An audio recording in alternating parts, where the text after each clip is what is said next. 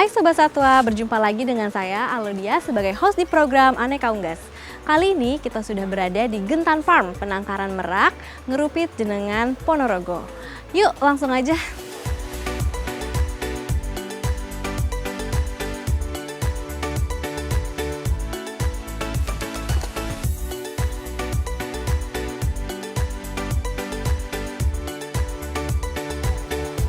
Halo Pak. Halo, pagi. Pagi Pak. Ya. Nah Sobat Satwa, sekarang kita sudah bersama Bapak Edi. Mungkin Bapak Edi dari pembudidaya merak ini bisa langsung perkenalkan diri Pak. Oke, terima kasih Sobat Satwa. Nama saya Edi Kurniawan. Saya di sini adalah penangkar burung merak, merak hijau dan merak biru dan sejenisnya di penangkaran merak Gentan Farm di Desa Ngerupit, Kecamatan Jenangan, Kabupaten Ponorogo. Udah berapa lama nih Pak membudidaya merak? Saya merak ini mulai 2018 sih. 2018. Ya, 7 tahun ya? 7 tahun ya? 7 tahun. Kira-kira apa Pak yang ngebuat Bapak memilih untuk membudidaya merak? Merak ini sendiri kan salah satunya di Ponorogo juga sebagai bahan dasar untuk reog ya. Iya. Jadi salah satunya saya untuk membantu juga melestarikan kebudayaan reog dengan menambah sumber daya alam, yaitu hewan-hewan meraknya ini yang nanti ini bulu-bulunya ini dipakai untuk reog. Setelah dia rontok sih, jadi ini nggak dicabut Mbak ya, ini rontok sendiri nanti. Jadi motivasi saya adalah ini karena saya juga tergabung di Yayasan Reog. Nah, jadi saya tergugah bagaimana suplai bahan baku bulu merak ini untuk Ponorogo bisa tercukupi tanpa harus impor. Gitu. Oh biasanya impor? Ya. Oh sebelumnya?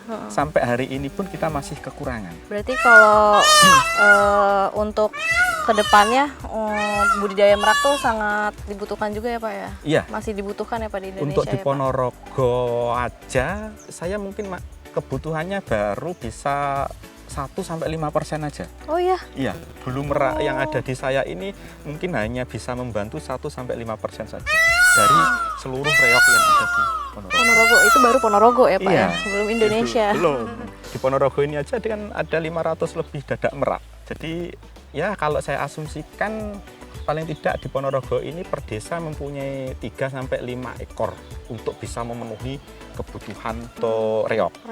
Jadi kita kan ada 300 sekian desa ya. Iya, Karena ya. syarat kesenian reog untuk diakui oleh UNESCO itu satu syaratnya adalah harus mempunyai sumber daya alamnya. Salah satunya adalah merak ini. Jadi dilihat juga backgroundnya emang harus punya sendiri ya Pak ya? Kita tidak boleh merusak alam. Makanya yang diambil yang udah rontok ya Pak ya? Kita rontok, nanti di bulan 1, bulan 2 ini kan rontok nih, ini kita kumpulin. Nah nanti teman-teman dari pengrajin reog itu ke sini ngambil itu, bulu-bulu itu. Gimana Pak cara ngerawat bulunya tuh Pak biar bisa bagus kayak gitu tuh? Ini memang dari beberapa adalah satu nutrisi dan tempat ya. Oh nutrisi dan tempat. Ya. Tempat memang harus bersih. Oh iya. Pasir ini untuk dia mandi. Tidak terlepas juga dari nutrisi yang kita sampaikan ke dia. Ya harus ada dari sayur-sayuran, ada dari konsentrat yang kandungannya sudah terukur ya. Jadi memang ini ada salah satu kemilaunya adalah dari nutrisi. Dari nutrisi ya Pak ya berarti ya. Nutrisi harus tercukupi biar dia bisa menghasilkan bulu-bulu yang indah gitu ya Pak. Oke Pak, tapi sebelum bahas lebih lanjut nih Pak, mungkin aku mau nanya dulu tentang indukannya itu berasal dari mana ya Pak? Asal mula dari merak sendiri tuh? Nah, saya di sini ada dua jenis ya, Pavo cristatus dan Pavo muticus. Nah, seperti ini, kalau yang ini biru India ya, kalau ini saya impor Mbak. Oh impor? Impor ini, yang lagi menarik ini impor. Dan satu lagi yang merak hijau, itu kita titipan dari BKSDA. Oh BKSDA. Karena ya, kita punya izin resmi, jadi akhirnya kita dititipi merak hijau untuk konservasi. Jadi kita ada dua aktivitas di sini. Satu adalah lembaga konservasi juga, yang satu memang kita pelestarian merak sebagai penopang atau sumber daya alamnya reog. Nah, gitu. Jadi memang ada dua ya. Sisi ya Pak ya. Satu merak India impor, yang satu merak hijau itu kita titipan dari BKSDA Provinsi Jawa Timur.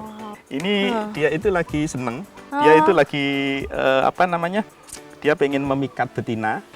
Gitu. Jadi dia ini musim kawin ya. Kita musim kawin itu bulan 8 sampai bulan 1 atau 2. Jadi di bulan itulah kita bagus-bagusnya di sini, banyak mekar-mekar dan sebagainya. Nah, berarti kalau dari harga nih Pak, Kalau dijual, ini dijual kan Pak?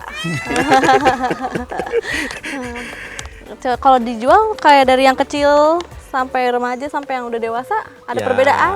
ada sih. Jadi kita berdasarkan umur, berdasarkan jenis, berdasarkan postur dan sebagainya gitu ya. Iya. Jadi kita mulai dari 2 jutaan per ekor sampai 15. Jadi kalau yang sudah besar-besar itu per ekor ada yang 12, ada yang 15.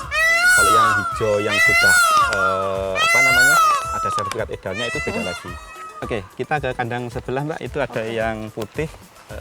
Juga dari India juga ya kita yang putih ini. Impor ya Pak? Iya. Nah, sebentar, saya bukakan dulu. Ini yang putih, ini sama, ini dari India. Ini tidak dilindungi juga ini kalau yang ini sama seperti yang biru. Yang dilindungi di sini satu hijau. Hijau pokoknya Ya, Pak. hijau. Itu yang itu paling. punyanya khas Indonesia Jawa. Kalau orang internasional menamakan adalah Green Java. Ya. Ini itu jantannya hijau. Jantan hijau. Ya. Nah, ini tidak boleh dipersilangkan. Memang untuk yang hijau ini kita harus menjaga keasliannya, kemurnian. Jadi ini memang kita tidak boleh disilang. Kecuali kalau yang tadi kan ada putih sama biru, biru sama dan seterusnya. Kalau yang ini kita oleh pemerintah tidak boleh disilangkan. Jadi hijau harus sama hijau? Harus hijau dan kita untuk menjaga keasliannya. Karena populasi di alam ini sudah mulai berkurang, Pak. Nah, kalau saya boleh tahu nih Pak, ada perbedaan nggak Pak cara ngerawat yang ini sama yang impor? Kalau dari makanan kita semua sama. Sama. Cuman perbedaan adalah perbedaan di karakternya dia. Karakter liarnya dia masih ada. Karakter hutannya masih. Karena ini yang dijaga, perlu kita jaga. Jadi karakter alaminya kita tidak boleh kita ganggu. Jadi ini memang harus tetap original hijau. Oke, kalau ini biru black soldier sama ini dari India juga. Nah itu biru black soldier ini. Berarti kalau untuk melengkapi nutrisinya udah langsung dari makanannya aja ya Pak ya? Saya dari makanan. Dari makanan langsung. Meskipun ini secara alami saya juga kasih empon-empon Mbak. Empon-empon, jadi ada kunir, jahe, kencur, temu itu saya berikan ke dia. Ya. Gimana Pak kalau pandangan Bapak dalam 1-5 tahun ke depan untuk sesama pembudidaya merak kira-kira akan meningkat? Kalau menurut saya sih karena ini hewan eksotis, dan di Ponorogo pun seperti ini, saya kok masih optimis. Masih optimis ya Dan Pak? beberapa waktu lalu itu ada dari Kementerian KSDAE, beliaunya ke sini support banget untuk penangkaran merak, terutama yang ada di Ponorogo ini. Jadi Pak Bupati pun kemarin juga menyampaikan bisa dimasifkan, untuk di Ponorogo. Karena di Ponorogo masih ada saya sendiri satu, terus saya mendampingi 2 orang. Baru itu aja, mendampingi 2 orang. Berarti belum banyak ya Pak? Belum banyak. Belum. Nah, berarti apa Pak? Terakhir mungkin ini pertanyaan terakhir, pesan dan untuk sesama pembudidaya merak. Kalau saya sih karena ini hewan eksotis, hewan dilindungi, terus hewan ini untuk penopang kebudayaan Ponorogo, kebudayaan reog yang dimana sudah diakui internasional. Mari kita budidayakan merak ini. Jadi kita support kebutuhan sumber daya alam yang ada terutama di Ponorogo ini. Yang jelas ini tidak cukup di Ponorogo ya, nanti harus masif secara nasional ya, supaya kita tidak impor, supaya kita tidak menggunakan bulu merak imitasi. Kalau bisa penuhi kebutuhan dari dalam negeri saja ya Pak? Dari dalam negeri. Saya yakin reog itu tidak di Ponorogo aja kok. Iya sih, banyak ya, di kota-kota yang lain. Nah, mari kita dukung pemenuhan sumber daya alamnya untuk menjaga kelestarian kebudayaan kita. Karena sinergi kebudayaan itu pasti dengan alam. Terima kasih banyak ya Pak Ya, sama-sama. atas wawancaranya. Nah Sobat Satwa, sekarang kita sudah bersama dengan Dr. Budi Setiawan dari Universitas Airlangga. Mungkin bisa dokter langsung perkenalkan diri aja ke Sobat Satwa. Baik, perkenalkan nama saya Budi Setiawan ya. Mahasiswa sering menyingkat nama saya menjadi Buset, jadi Dokter Buset atau Cak Buset ya. Saya fotografi satwa liar juga. Kemudian saya juga ngajar di Fakultas Kedokteran Hewan Universitas Airlangga di bidang klinik veteriner. Dilihat dari profil dokter sih kayaknya emang udah sering turun langsung ke lapangan ya Dok ya, ngeriset-riset tentang unggas. Nah sekarang kita mau menggali beberapa pertanyaan secara ilmiah tentang merak ya Dok ya. Kira-kira apa sih keunikan dari merak itu dilihat dari bulu dan kilaunya kalau secara ilmiah? Ya, oke, Mbak Aludia ya. Iya. Jadi bulu merak ini kita ketahui ya sangat indah sekali. Di mana yang merak jantan itu pada saat musim kawin itu dia akan memamerkan pesona bulunya, warna bulu-bulunya. Kalau kita lihat itu kan dari kejauhan itu warna hijau metalik kayak gitu ya. Akan warna keluar seakan-akan dia 3 dimensi gitu. Benar. Ya. Jadi memang bulu merak ini sangat khas ya, memiliki keunikan tersendiri di mana warna dari bulu merak ini tidak dihasilkan oleh pigmen, tapi dari bulu-bulu itu ada mikro ya, struktur mikro yang membuat di situ ada semacam panjang gelombang itu ya, yang nanti akan misalkan berukuran nano ya, ultrastrukturnya nanometer. Ya, pada saat 150 nano dia akan memancarkan warna biru. 165 dia akan memancarkan warna kuning halus itu. Kemudian yang ada yang kecoklatan ya, itu adalah warna dari 150 nanometer. Nah, itu dihasilkan oleh tubuh dari burung merak itu yang nanti akan memberikan warna seakan-akan dia akan memantulkan warna ya, semacam kalau sudut pandang kita melihat semacam kayak 3 dimensi gitu. Oh, berarti justru dari bulunya itu ya dok, memancarkan warna lain gitu ya dokter? Iya, kecantikannya itu dari, kalau kelihatannya kalau metalik itu kan hidup ya, muncul warnanya, tidak flat kayak gitu. Nah, untuk bisa memancarkan warna-warna indah itu dokter, kira-kira apa yang harus merak capai atau dipenuhi oleh merak tersebut? Ya, jadi untuk mencapai warna yang sempurna ya, yang dihasilkan itu adalah tergantung dari individu merak ya. Jadi merak itu harus dia hidup secara sejahtera. Ya, jadi kecukupan dari burung merak itu apa yang dibutuhkan itu tercukupi. Ya, animal welfare, jadi kesejahteraan dari burung merak itu terpenuhi semua. Mulai dari dia bebas dari rasa lapar, rasa haus, kemudian dia bebas untuk mengekspresikan dirinya, bebas dari penyakit, ya, bebas bersosialisasi dan bebas bereproduksi. Kalau itu semua kebutuhan dari lingkungannya tercukupi, kemudian ditunjang dengan kebutuhan individu masing-masing merak, terutama dari faktor nutrisi. Tadi bebas dari lapar, ya. Ya, setiap individu merak itu membutuhkan zat-zat yang diperlukan semua tubuh makhluk hidup adalah adanya unsur faktor karbohidrat, protein, dan lemak untuk membentuk warna-warna yang indah dari bulu merak itu tersebut. Oh, berarti memang untuk memiliki keindahan dari burung merak tersebut dibutuhkan nutrisi yang cukup, yang baik ya dokter ya. Oh, kira-kira nutrisi yang seperti apa tuh dokter yang mereka perlukan? Jadi kalau misalkan untuk pertumbuhan sel-sel bulunya itu kan kita butuhkan protein. Untuk sel-sel baru, untuk membentuk struktur yang baru dari mulai fase pertumbuhan hingga fase dewasanya. Jadi burung merak jantan itu akan dewasa sampai umur kurang lebih 3 tahun. Nah, itu bulunya sudah ada pertumbuhan tadi. Ya, dengan faktor protein akan tersusun struktur mikro yang tadi itu sudah sempurna, dan pewarnaannya, cahayanya warnanya juga sempurna sudah.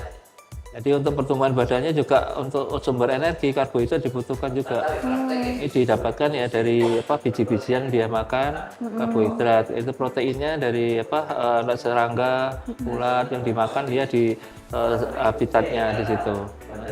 Kemudian juga perlu ada semacam nutrisi tambahan kayak semacam buah-buahan, itu bisa jadi selingan dari ini, untuk vitaminnya bisa ditambahkan dari itu. Untuk pembudidaya merak, kira-kira kalau dari dokter gimana cara mereka memenuhi nutrisinya? Kalau di habitatnya, merak itu kan berkeliling ya, mencari satu persatu bahannya. Tapi kalau di budidaya penangkaran kan nggak bisa dia ini mencari apa kan nggak bisa, nggak ada waktunya, sehingga unsur yang tadi semua dibutuhkan itu bisa dijadikan dari satu bagian yang nanti bisa memudahkan penangkar ini untuk memberikan makan, karena di dalam pakan itu sudah termuat unsur yang semua yang dibutuhkan oleh merak itu, seperti complete feed ya, sudah masuk di dalam satu ramuan, sehingga untuk memberikannya, dan merak tidak akan khawatir kekurangan yang dibutuhkannya, karena sudah termasuk dalam satu pakan tadi, unsur pakan tadi. Nah, sepengetahuan saya itu sudah ada pakan komplit ya, complete feed ya, yang bikinan pabrik ya, itu yang sudah digunakan oleh pembudidaya merak yang ada di Ponorogo. Oh, Ya, oke. beliau ini sudah mencoba bahwa penggunaan complete feed ini untuk burung hias dan merak ini cocok untuk budidaya merak yang ada di tempatnya beliau. Oh, Jadi hasilnya memang dari pertumbuhan bulu dan warnanya itu sangat bagus ya. Tidak ada stres dengan pemberian pakan ini. Secara kualitas ya bagus. Ya. berarti memenuhi ya? Ya, sudah dianggap memenuhi seperti apa yang dibutuhkan di alam liarnya pakannya itu. Oke dokter, yang terakhir mungkin ada pesan kalimat-kalimat untuk sesama pembudidaya atau sesama penangkar merak di Indonesia ini. Oke, ini pesan saya buat seluruh pembudidaya atau penangkaran yang ada di seluruh Indonesia ya. Kalau melakukan budidaya, penangkaran itu saya harapkan memperhatikan aspek animal welfare. Ya, kesejahteraan hewan diperhatikan supaya hewan itu akan hidup sejahtera sehingga dia memberikan hasil yang maksimal. Kalau hewan itu tidak sejahtera, maka hasil pembudidayaan juga kurang bagus. Berarti pesan dari Dr. Budi Setiawan ini memaksimalkan kesejahteraan hewan-hewannya ya dokter ya. Oke, terima kasih banyak dokter atas semua ilmu-ilmunya dan pesan-pesannya. Terima kasih dokter.